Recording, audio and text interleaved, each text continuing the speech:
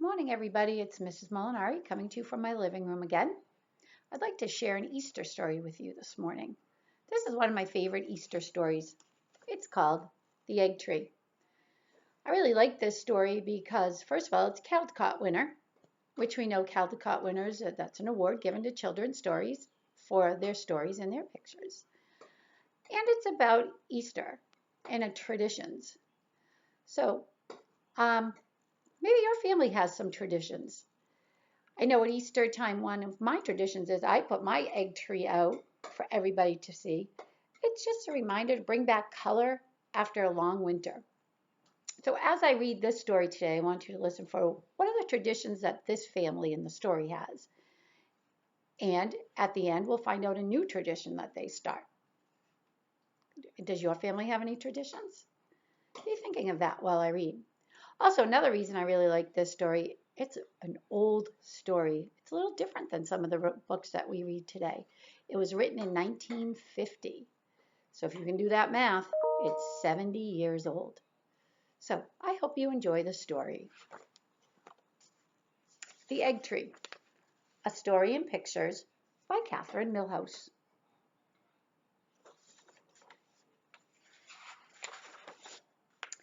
It was early on Easter morning, so early that the children were still asleep in the small red house, and the animals were quiet in the big red barn, all except the rooster. Suddenly the rooster threw out his chest as if he were blowing a horn.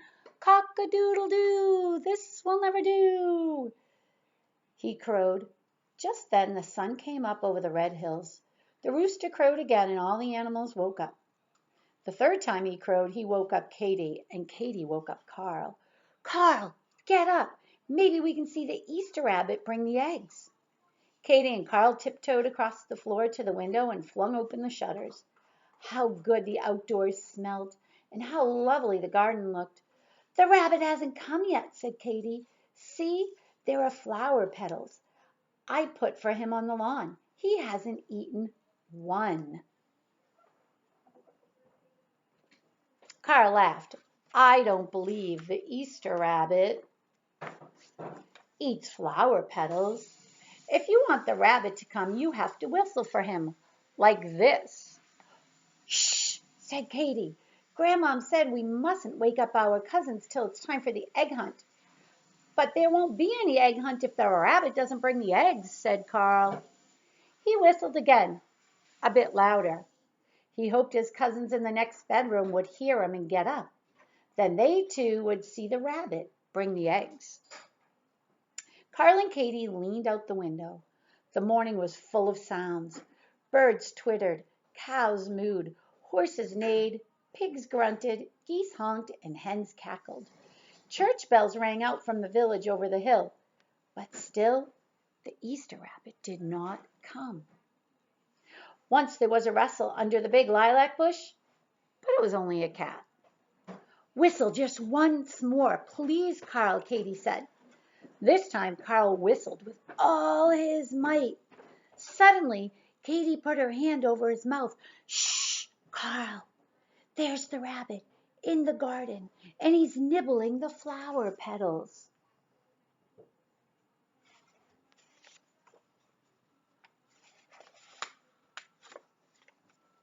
The children held their breaths. How the rabbit bounced about the flower beds and burrowed in the bushes. At last he bounded out of sight behind the barn. "Come on, Katy," said Carl. "Let's wake everybody up." He ran down the hall calling, "Susie, Lukey, Johnny, Apollonia, the Easter rabbit has come." In a few minutes all the children were dressed and out in the barnyard. The egg hunt had begun. Grandmom smiled from the kitchen window. Which child would win the prize for finding the most eggs?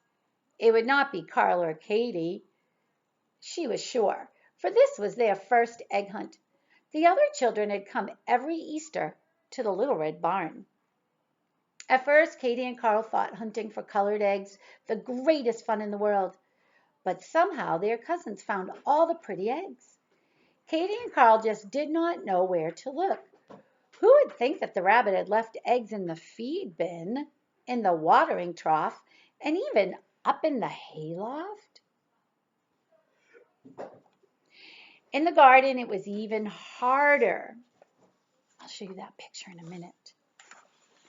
The eggs looked so much like the colored flowers, but at last Carl found a nest of 3 eggs in a magnolia bush. Now Katie was the only one who had not found a single egg. Can you find Carl finding the nest?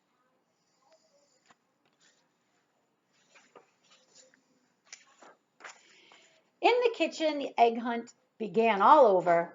Katie was sure she would find eggs in the kitchen, but here too the rabbit had left eggs in the strangest places. In the clock case, in the cookie cutters, and even under the butter churn. Katie began to run around and around like a waltzing mouse. If only she could find just one egg. Even little Apollonia had found an egg and was already eating it. "Hooray, I found another egg!" shouted Carl, running out of the stair closet. "I have the most." "No, I have," said Luke. He lifted a purple egg from the teapot. "I have 5." Round and round the kitchen ran Katie, but now she wanted only to run away and hide.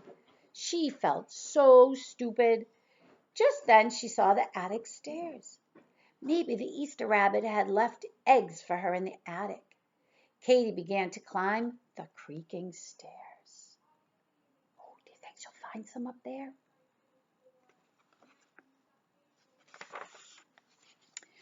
The big attic was dark and lonely. Katie shivered a little. Soon it did not seem quite so dark. She could see in the far corners. A spider was busy spinning her silken web across a bar of sunlight. What was that on the shelf in the corner? A box? It looked like a hat box. Katie tiptoed across the dusty floor. Could the Easter rabbit have left eggs in an old hat box? No, of course not. How silly she was. She climbed up on a chest and lifted the lid off the hat box. And there were eggs, all packed snugly in an old beaver hat. It must have been a long time since someone had put them away. Katie took out the eggs carefully. 1, 2, 3, 4, 5, 6. What beautiful colors! And there were pictures on the eggs. Katie took the hat full of eggs and walked slowly down the stairs. The Easter rabbit had not forgotten her after all. She was sure she had won the prize. But there was Carl in the kitchen with a whole pile of eggs on the table. He was very excited. "I have found 12 eggs. I've won! I've won!" "I found 6," Katie said, and put her hatful on the table beside Carl's. Grandma stopped laying the breakfast cloth. Her eyes grew big and round. "Why, I'd forgotten all about those eggs. I'm glad you found them, Katie. And now for the prize. Carl has the prize for the most eggs, but Katie has won the prize for the most beautiful eggs." Grandma gave them each a big cookie rabbit with an egg baked in the middle. Now it was breakfast time. The children began to crack and eat the eggs they had found in the egg hunt. Grandma brought a big pitcher of milk, and Katie and Carl shared their cookie rabbits with the other children. "Let's eat the eggs Katie found in the attic," said little Apollonia, who was still hungry. "No, no, no, no," said Grandma. "The very idea. Besides, they're all hollow inside." Ooh, if something is hollow, it's empty. Empty egg. Grandma sat down, holding the eggs in her lap. "I painted these eggs myself when I was a young girl. Right here in this kitchen I painted them. They turned out so pretty that I kept them all these years. But now each of you may choose one for your own to keep always. So if you hollow them out, they don't go bad." Carl chose first. He picked out an egg with a picture of a fine galloping horse on it. Katy chose an egg with a lovely bird sitting on a branch. Katy held up her egg and looked at it closely. She turned it round and round to see all the bright colors.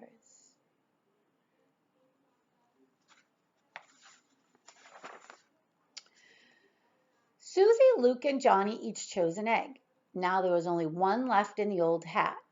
"Why, this egg has the letter A on it," said Grandma. "A is for Apollonia." Apollonia took the egg.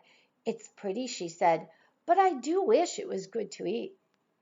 The children put their eggs in a row on the window seat. "Now, what shall we do with them?" they asked. "We don't do anything with them," said Katy. "They are so beautiful. We just look at them." Grandma did not say a word. She put on her shawl and went out the kitchen door. In a few minutes she came back carrying a small tree. She fixed the tree so that it would stand on the table. Then she ran a thread through each of the beautiful eggs and hung them on a tree. "Why, it's an Easter egg tree," said Katy. "An Easter egg tree, an Easter egg tree," sang the children, dancing around the tree. It was a lovely tree, but it was so very small. Suddenly Carl stood still. "Grandma," he said, "please show us how to make eggs with pictures on them. Then we can have a bigger tree." "Why, certainly," said Grandma. "First thing tomorrow morning. Today we keep Easter."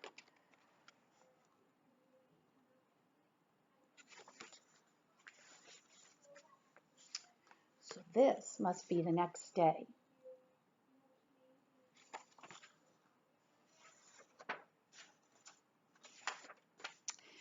The next morning when the children came downstairs, they found Grandma dyeing eggs in the kettles over the fireplace. They hurried through breakfast, for they could scarcely wait to learn how to make pictures on the beautiful colored eggs. There were not enough paints to go round, so Grandma said the boys would have to scratch designs on the eggs with their pocket knives. Grandma took sheets of paper and drew all the designs she could remember.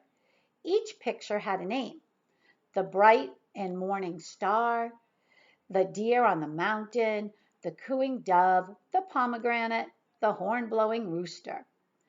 "Oh, Grandma, paint an egg with the horn-blowing rooster," the children begged. So Grandma painted a handsome rooster blowing a horn. All the children found that they could make pictures on the eggs. Even little Apollonia could paint the bright and morning star. Soon the table was beautiful as a flower garden with all the painted eggs. Now they had enough eggs to make a big tree.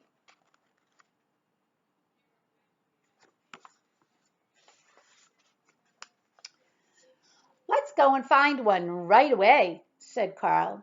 Carl and Luke and Johnny went to the woods and they came back with a young white birch tree. It was so large that it had to stand on the floor.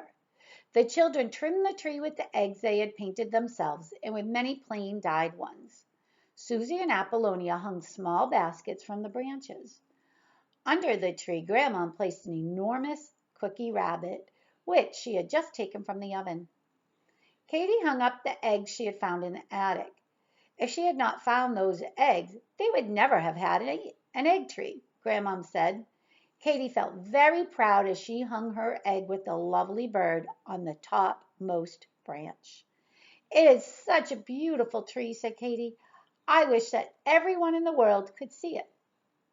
"Yes," said Grandma. "It makes a body feel as if spring has come right into the house. We must give a party for it." So Grandma gave a party for the tree. All the children from all the farms around were invited. "An egg tree," they said. "We've never seen a tree that grows eggs on its branches." The children went home and told their fathers and mothers about it. The fathers and mothers all came to see the wonderful tree in the little red house. Isn't that beautiful?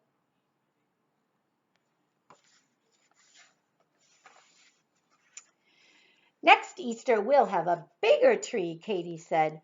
A really big tree, said Carl. Next year, the children began weeks ahead of Easter to trim the egg tree. This time, the tree was so tall that its top touched the ceiling. Hundreds of eggs hung from its branches. When the sun streamed in, the tree looked like a piece of the rainbow. More than ever, Katy wished that everyone in the world could see their lovely tree. "Land's sakes!" said Grandma, who was standing by the window. "Who are all those people coming up the driveway?" They were village people who had heard about the wonderful egg tree. More people came to see the tree, and more and more and more. They came from near and they came from far. Some even came from the big city. The little red house had become famous. Children brought presents to put under the tree. Easter toys and bright baskets and painted wooden eggs from lands across the sea. "Thank you so very much for letting us see the tree," said all the visitors. See all the people coming?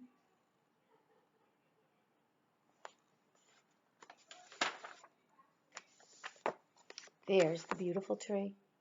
Imagine.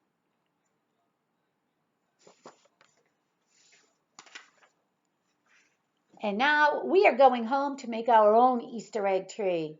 Grandma looked very pleased. "That's just fine," she said. "There's nothing like an Easter egg tree to bring spring into the house. Happy Easter to you all." When all the visitors have gone, the little red house seemed very quiet. The children sat on the floor and played with the presents spread out under the tree. Suddenly, Katy ran up to Grandma and hugged her. "Oh, Grandma," she said, "everybody in the world really did come to see our egg tree, didn't they?" Grandma laughed. "A body would think so to look at this floor," she said. Then she took up her broom and began to sweep briskly. Tomorrow would be Easter, and the house must be fresh and clean. Katy ran out of doors and picked some flowers in the garden. She scattered the bright colored petals on the lawn for the Easter rabbit's breakfast. It would never do to forget the Easter rabbit, for the Easter rabbit had not forgotten her. The end. So that's the story of the Easter egg tree. Have you ever made an Easter egg tree? If not, maybe you could give it a try. You probably could find directions to blow out an egg and decorate it so that it will never go bad. Or you can do what I do and just use plastic eggs. That's fine too. So I hope you enjoyed my story, and I hope everybody has a happy Easter.